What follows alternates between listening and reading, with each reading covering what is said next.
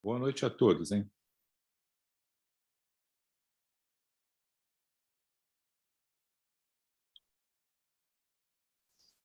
Boa noite, professor.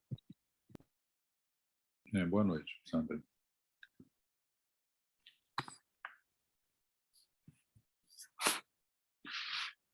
Muito bem. Vocês são da turma B e tem o pessoal de C3 e C4 também, né? Turma B. A nossa disciplina é raciocínio clínico. E nós vamos... Boa noite, professor. Boa noite, boa noite. Boa noite. Nós vamos...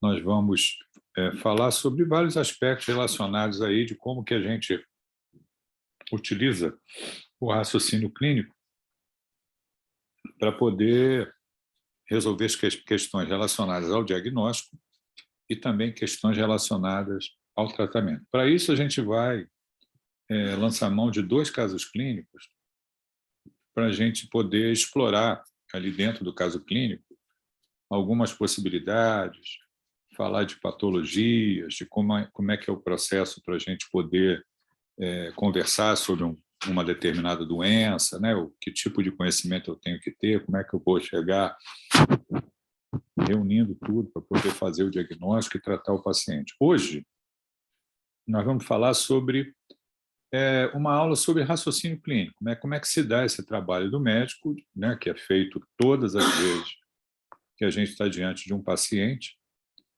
para que a gente possa, nas aulas subsequentes, utilizar esses conceitos, esses fundamentos, na discussão do caso clínico. Ok?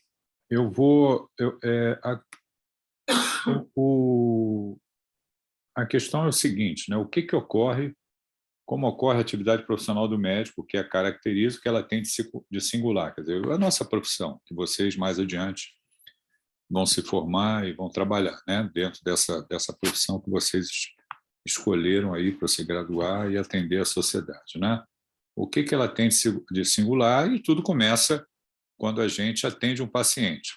Isso inclui, né, nessa avaliação, a coleta de dados, né, que é a história do paciente, né, procedemos ao exame físico do paciente e pedimos, e posteriormente vamos ver o resultado e interpretar o resultado dos exames complementares. Então, nós vamos sempre fazer três coisas. Nós vamos coletar dados, examinar o doente e, muitas vezes, para poder fechar o diagnóstico e decidir intervenções terapêuticas, né, confirmar possibilidades, excluir possibilidades, a gente vai também lançar mão de exames complementares, interpretá-los e poder tomar uma decisão, tanto em questões relacionadas ao diagnóstico quanto ao tratamento.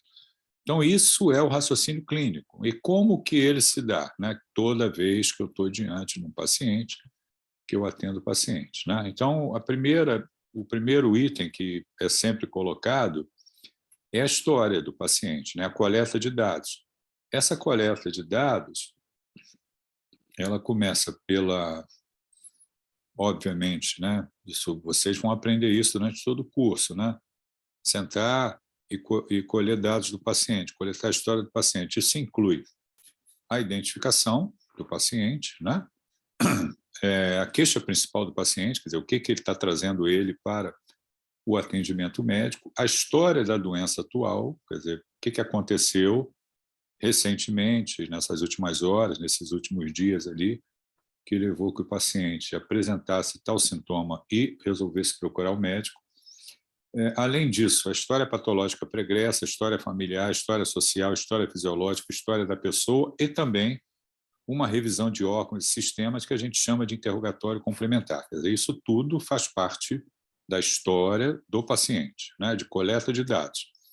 Além disso, eu vou proceder o exame físico, que inclui a avaliação dos sinais vitais, né, olhar a face do paciente, a mucosa do paciente, a pele do paciente, exame do pescoço, tireoide, presença de gânglios ou não, exame neurológico, sistema cardiovascular, aparelho respiratório, abdômen, membros inferiores, exame das articulações e músculos. Então, é um exame físico, o ideal é que esse exame físico seja o mais completo possível. Então, história, exame físico, né? E vou lançar mão de exames complementares. Esses exames complementares eu vou pedir de acordo com as possibilidades ali, já vamos comentar isso, que eu coloquei como possibilidade diagnóstica. Mas alguns exames a gente pode considerar que a gente pede na maioria dos doentes, principalmente quando a gente coloca esse doente num ambiente hospitalar, né?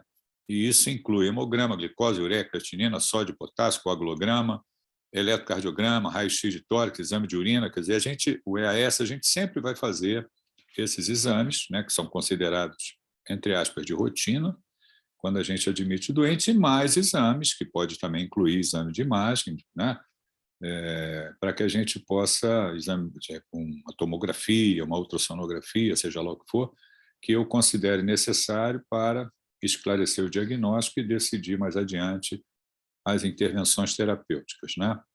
Esse processo, né, esse raciocínio clínico, ele tem uma fase que a gente chama de processo cognitivo, né? Esse processo cognitivo, o que é isso, né? São dois autores, né? Um deles é o Karl Popper, né? que construiu uma tese do raciocínio hipotético-dedutivo. E um outro autor chamado Francis Bacon, né, já anterior ao Popper, né, que colocou o que a gente chama de raciocínio indutivo. Então, tenho dois tipos de raciocínio dentro desse processo cognitivo para eu poder formular hipóteses diagnósticas, né? Um raciocínio hipotético-dedutivo e um raciocínio indutivo. Para ilustrar, quando eu atendo um doente, por exemplo, com dor torácica, eu posso perguntar ao doente, né? Ele se apresenta com dor torácica. Eu posso perguntar, relativo a esse tipo de dor, a intensidade da dor, a localização da dor, a característica da dor, se é empontada, em aperto, né?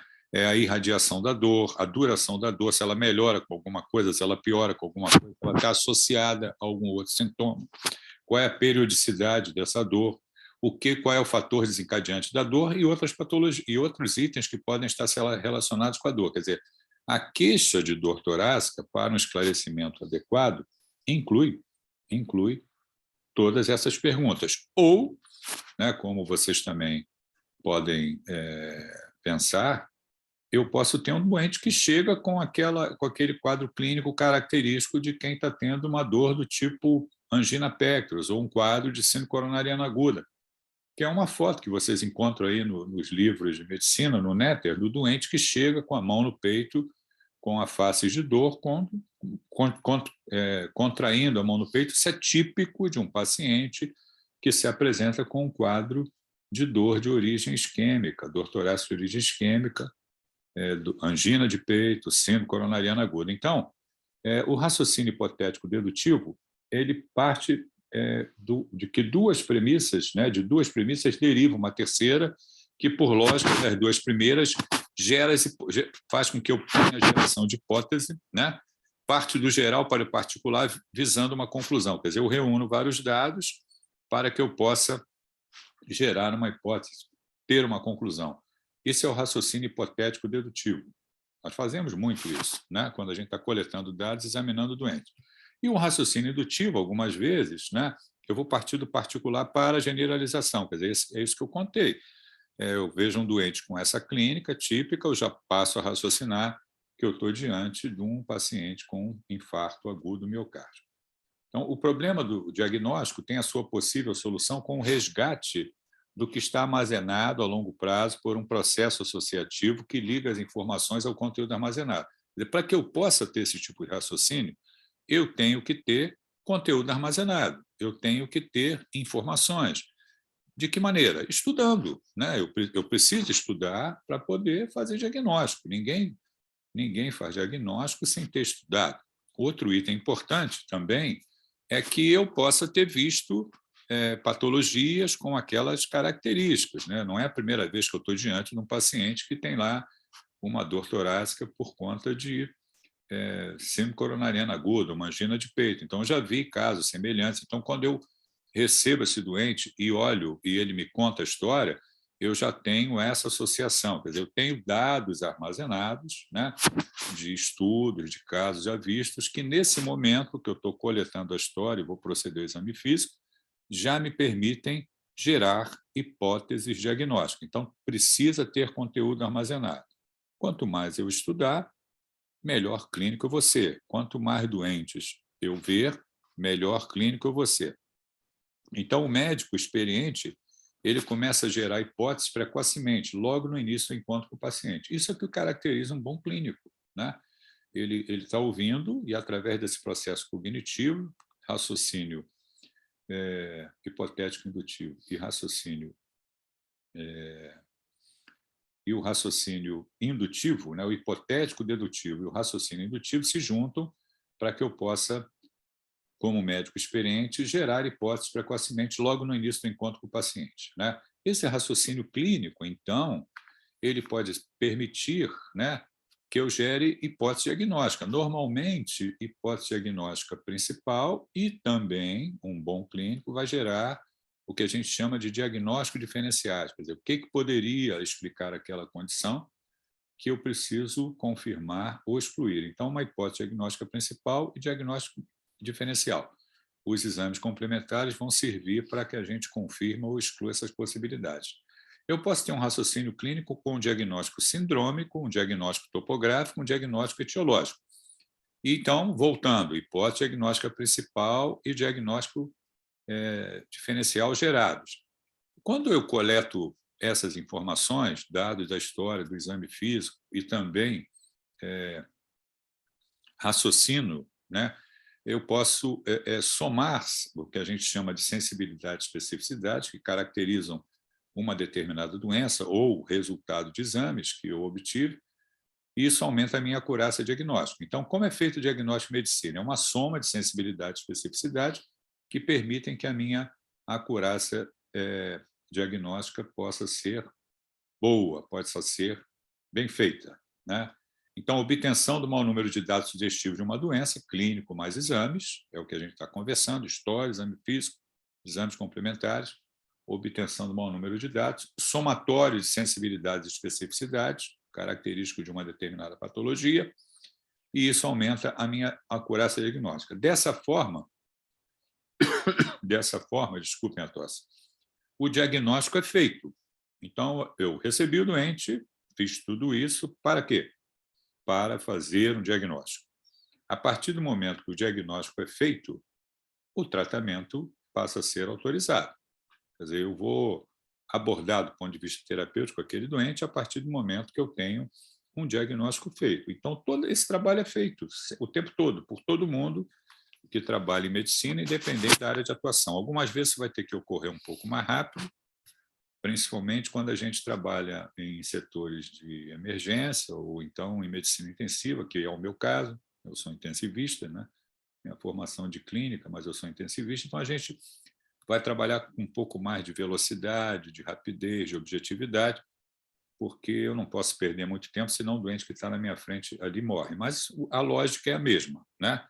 É história, exame físico, coleta de exames complementares, ver resultado, interpretá-los, gerar hipóteses diagnósticas, confirmar, excluir possibilidades, chegar a um diagnóstico e, a partir dali, eu tenho o tratamento autorizado. Alguma pergunta que vocês queiram fazer? Do que foi? Não, professor. Não?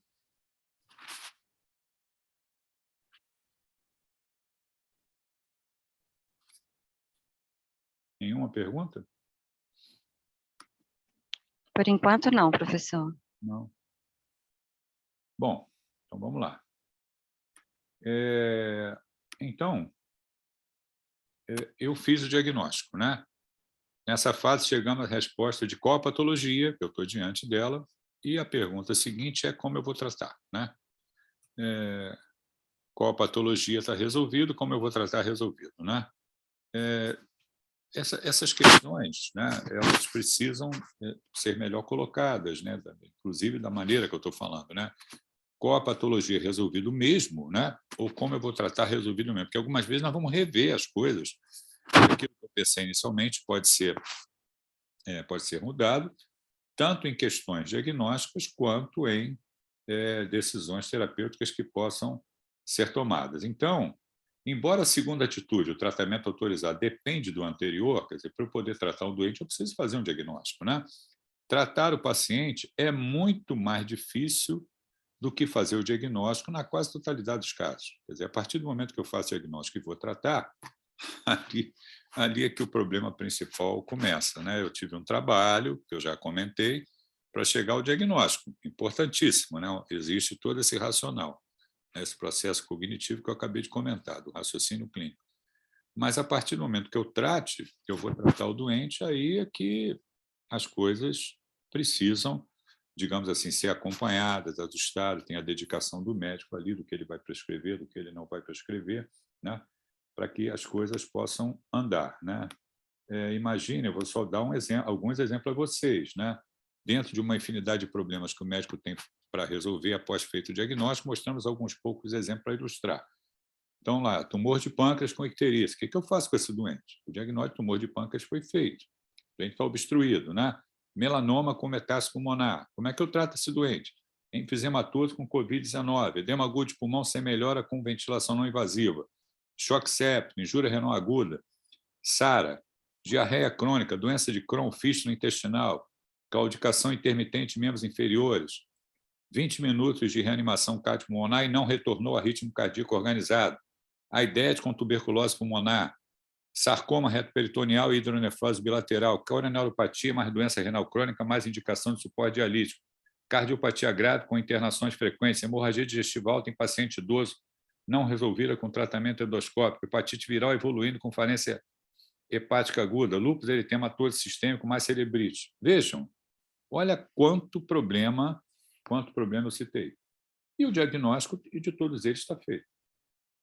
Então, fazer o diagnóstico é um item, tratar o paciente é um item muito importante, muitas vezes muito mais difícil do que chegar ao diagnóstico. É lógico que as chances de dar certo, né, em relação à decisão terapêutica, eu preciso ter o diagnóstico. Ninguém tem opção de tratamento adequada ali se um diagnóstico não foi feito, né? Então, tudo isso tem que ser levado em consideração quando a gente está diante de um paciente que precisa resolver essas questões.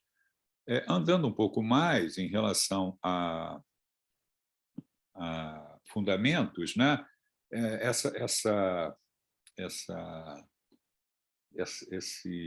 Essa importância, né, de coletar dados da história, examinar o paciente, como eu acabei de comentar, que são as bases para fazer o diagnóstico, isso existe desde Hipócrates, né, que, digamos assim, é o pai da medicina, né, que colocou essa questão de colher a história do paciente e examinar o paciente, que isso é importantíssimo para que o diagnóstico possa ser feito. Posteriormente, vindo mais para a próxima, nós temos um outro médico canadense, no final do século XIX, chamado William Osler, que nos mostrou a importância da beira do leito, quer dizer, o contato com o paciente, quer dizer, quanto isso tem a ver com a experiência, né, do médico à beira do leito. Quer dizer, quanto mais próximo eu estou do paciente, percebendo ali dados relativos à história, ao exame físico, à maneira como o paciente está evoluindo, quer dizer, esse contato com o paciente chama-se aprender clínica à beira do leito. É fundamental, quer dizer, não tem como aprender medicina dissociado do contato com o paciente, né? Esses conceitos fundamentais foram colocados ali por William Osler. Um outro médico muito importante, já no século XX, no início do século XX, que é o Dr. Flexner, que ele colocou a importância do método científico, a medicina baseada em evidência, o valor das pesquisas clínicas, a base de tudo que fazemos em medicina. Tudo que eu faço em medicina, qualquer decisão terapêutica que eu tome, é baseado em evidência científica. A medicina não é não é achismo, né? Eu tenho por trás de uma prescrição publicações científicas que me permitem prescrever aquela droga que traz benefício para aquele paciente com determinada patologia. Também, um outro médico muito importante no século XX é o Dr. William Halsted, que propôs uma forma de treinamento em serviço sob supervisão para a formação de médicos, que é a origem da residência médica. Então, a importância do médico se dedicar a uma área de atuação onde ele vai treinar para ver determinados modelos de pacientes, né?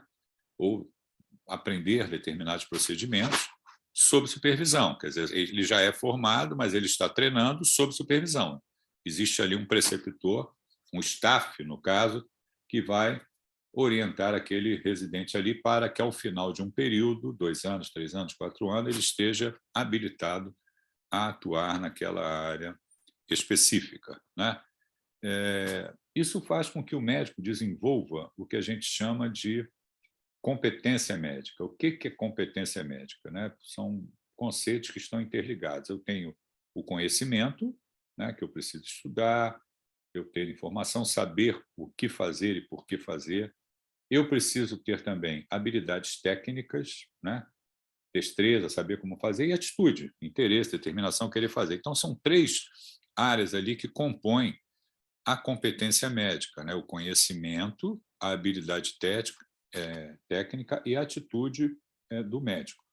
Vocês fazem um curso longo, né? Como eu fiz também, um curso de 6 anos, N disciplinas, avaliações todo o tempo, contato precoce com o paciente, aprendizagem baseada em problemas, ambiente de simulação, tutores todo o tempo, vida real, acesso à informação, quer dizer, vão treinando, estudando todo o tempo. Então, para que desenvolvam esse processo cognitivo, que mais adiante vai virar a competência médica, com isso que eu acabei de comentar a respeito de conhecimento, habilidades técnicas e atitude, para que a profissão possa ser exercida, né? Aí vocês vão ter o hábito de procurar as evidências científicas, né, para poder tratar os pacientes sempre da maneira adequada. Como é que o nosso paciente será tratado, né? Eu preciso ter as evidências científicas para isso, né? Nós vamos sempre observar isso. Se vocês vão ter uma disciplina que eu também faço mais adiante, no 6º período, que é a medicina baseada em evidência, tem uma disciplina sobre isso, né? E tudo que a gente faz com o paciente é passível de ser checado, né? Principalmente dentro do hospital, quando a gente passa o plantão, quando a gente discute os casos dentro de um serviço de clínica médica, de cirurgia, de nefrologia. Então, eu apresento o caso, discuto o caso, então eu estou vendo o caso, eu fiz o diagnóstico, eu comecei a tratar, eu pedi exame, isso tudo é levado para o grupo, e o grupo pode concordar ou não com as atitudes que eu tomei e modificá-las. Quer dizer, isso faz parte também. Tudo que decidimos e fazemos em medicina pode e deve ser submetido à avaliação de outros colegas. A gente sempre vai trabalhar com segurança, né? E o paciente, caso ele queira, ele tem direito a uma segunda opinião de um outro médico a respeito lá do que está sendo dito em relação à sua patologia, questões diagnósticas e também decisões terapêuticas que venham a ser tomadas. Deve haver uma relação baseada em confiança, na relação médico-paciente, né?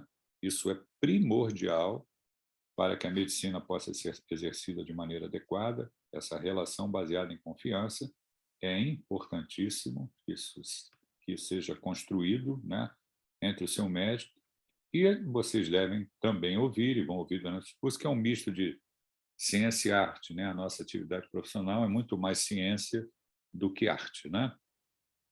E a competência médica inclui, como eu já disse, a decisão de tratar, acompanhar o caso, decidir novas intervenções, se deve envolver outros especialistas ou não, ouvir outros colegas da sua especialidade, se for o caso, ser ético o tempo todo, preservar uma boa relação médico-paciente, pesar sempre risco-benefício, avaliar o prognóstico. Então, tudo isso tem que ser feito para que a gente possa ter um bom raciocínio clínico e decidir de maneira adequada o que a gente vai fazer com os nossos pacientes. Então, vejam, né, fazer um diagnóstico e tratar um paciente envolve todos esses aspectos. Não é fácil, né?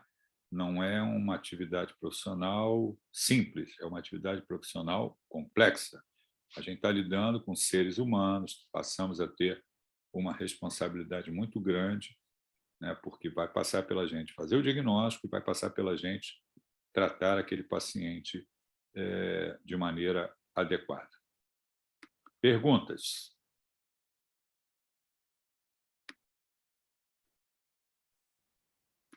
Não, professor, certo. Nenhuma pergunta?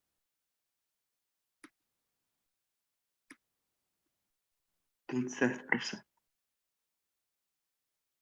Eu preciso, veja bem, eu já vejo gente aqui colocando nome e matrícula. Eu não mandei fazer isso, né? Isso só é feito no final da aula. Então, por favor, aguardem a instrução. Eu sempre, no final da aula, vou dizer assim, ó, podem colocar o nome e matrícula, a aula está terminada. Mas eu preciso que vocês participem, senão vira um monólogo, né? Eu falando, pergunto se tem alguma pergunta, a resposta tudo bem, tudo bem, tudo bem. Isso é um monólogo, né? O objetivo da aula não é esse. É para que vocês participem, possam esclarecer dúvidas, tem coisas que eu vou saber responder, outras não, né? Mas faz parte, para tornar essa aula boa para ambas as partes, tanto para mim quanto para você, né? Para vocês aí que estão, estou vendo aqui que tem 40 pessoas em sala, 41 pessoas em sala, é praticamente impossível que ninguém tenha dúvida nenhuma, né? Boa noite, professor. Você até me desculpa, só que eu estou meio perdido no assunto. A gente está falando sobre o quê? Qual que é o tema? Eu prestei atenção em relação à complexidade, os diversos aspectos do exercício da medicina, só que eu perdi o iniciozinho da aula. Não, eu estou falando da nossa disciplina, raciocínio clínico. A aula de hoje é de fundamentos sobre raciocínio clínico. Tudo que eu falei envolve o porquê do raciocínio clínico. Tudo que foi dito tem relação com raciocínio clínico. Como é que o médico atua? Tá, viu? Tá certo. Bom, vamos combinar o seguinte, na aula subsequente aí, que a gente vai apresentar o caso clínico, e aí nós vamos explorar um pouco mais patologias, né? Eu peço a vocês que participem, tá? Então, agora vocês podem colocar o nome, a matrícula e sair de sala. É um prazer estar com vocês, tá? Um abração.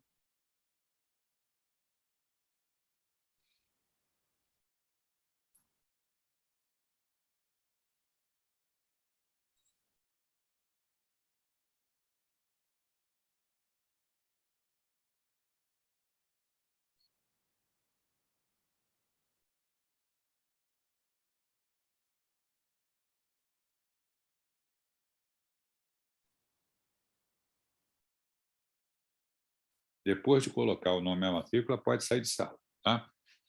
Um abraço. Ok, obrigada, professor. Se alguém quiser fazer... Obrigada, professor. Fique à vontade também.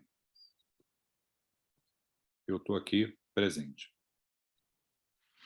Não, então, eu achei muito interessante, professor. Eu sou fisioterapeuta, eu trabalho em hospital, então, assim, eu acompanho um pouco essa parte, né, de diagnóstico, de como que, né, os médicos interagem entre si para poder achar, às vezes, o melhor caminho de tratamento de alguma patologia. E eu achei muito interessante a aula. Você me desculpa aí que eu perdi, foi o iniciozinho mesmo da aula. Tudo bem, sem problema. O que eu mostrei para vocês é que a gente sempre vai agir dessa forma, com essa lógica, com esse racional, para poder construir um diagnóstico, né, chegar a um diagnóstico, e a partir do momento que eu chego ao diagnóstico, eu decido as intervenções terapêuticas. É importante que o prontuário é de direito do paciente, né? Se ele quiser ter acesso para poder levar para outro lugar também, né? O prontuário, o acesso ao prontuário é apenas um direito do paciente, né? Do paciente, então. Do paciente, né? Qualquer pessoa, além disso, tem que ser através de autorização e algumas vezes até autorização judicial.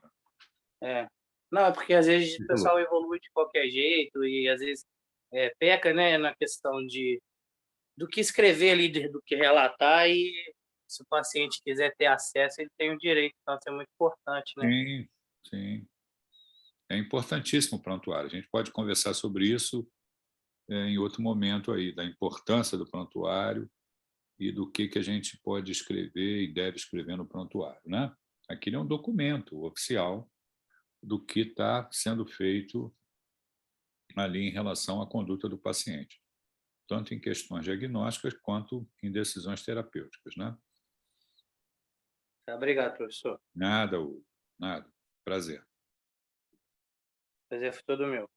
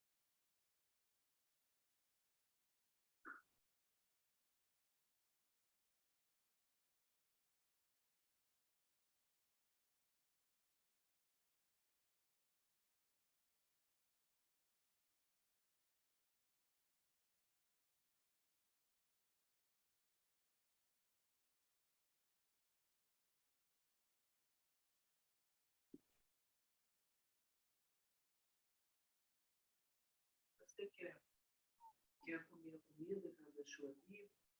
Hoje, então, bife.